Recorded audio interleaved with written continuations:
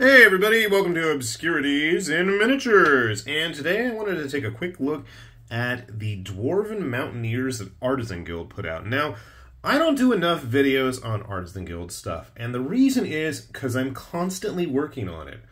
It's like, without fail, they've got some cool stuff, and I gotta say, over the last couple of months, they've kind of had this theme of kind of Northern European, Scandinavian style models. And I want to say that the Dwarven Mountaineers here were like the first to really get the ball rolling. So this is one of the single piece pinup type models. This is their bard, or their skald, I should say. Whee! And I'm throwing her around. And I gotta say also just the sheer quality of the models. These were a joy to get printed. They were easy to clean, and it's gonna be a lot of fun ruining them with paint. One of the neat things, though, that really bears mentioning about these models in particular is that the rank and file models had a couple of different variations. So we had obviously male and females, and as always, everybody is totally modular. And if you really want to have fun and be creative, if you've got access to other models from Artisan Guild, they are quite easy to supplement with new weapons. Now, the thing I wanted to point out, besides the fact that they had the male and the female models, was one of the things that they've done lately, besides adding cavalry to every release just about, is they had armored versions as well.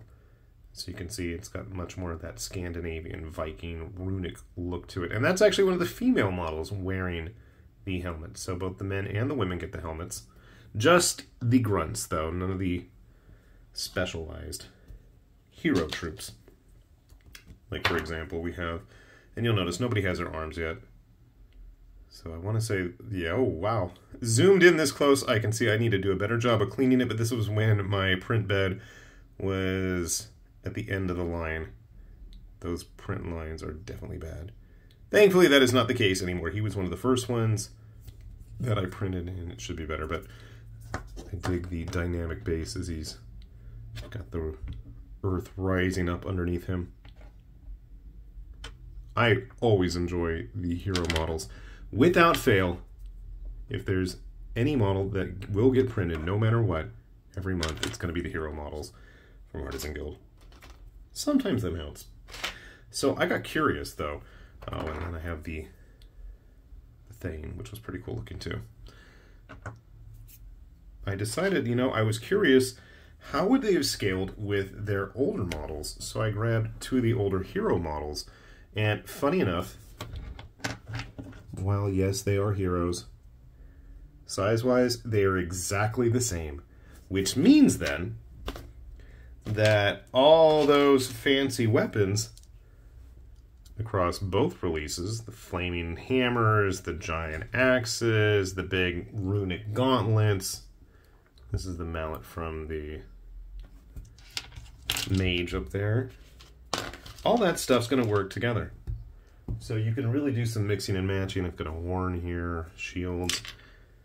Can't ever fault Artisan Guild for giving you plenty of stuff to play around with.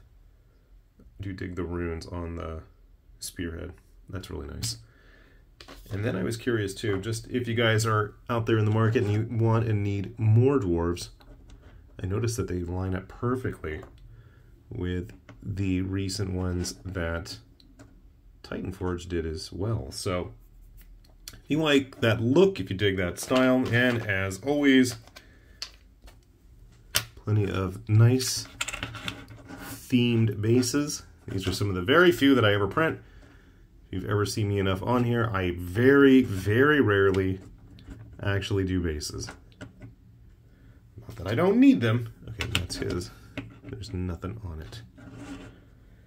He had a cool little, there it is, string of runes he's supposed to have in his hand.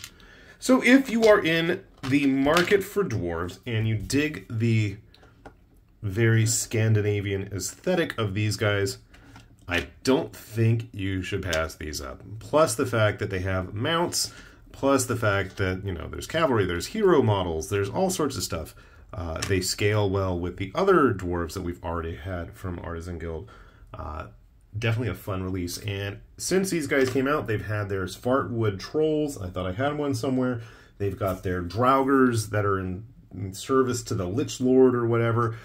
Definitely a very cool theme, and I hope it's something that we're going to see with them carrying forward, that we continue to see these, you know, kind of thematic sets. I really dig it when you have, you know, everything all wrapped up together and it's a nice cohesive stuff. Personally, I want them to go back to the Ashen Wastes or whatever they had. They're kind of monster hunterish with the giant bugs. I think that'd be really cool to revisit. But that's just me. What can I say? And of course, I always want them to do samurai stuff. We already had the Oni, but here I am rambling about that. Anyways, so if you haven't already, you really should give Artisan Guild stuff a good long look. They make some really nice quality figures, and you really can't go wrong with the stuff they put out. So, with that said, this has been High Lord Tamberlane with Obscurities and Miniatures, saying thanks for watching, and we will see you back here soon.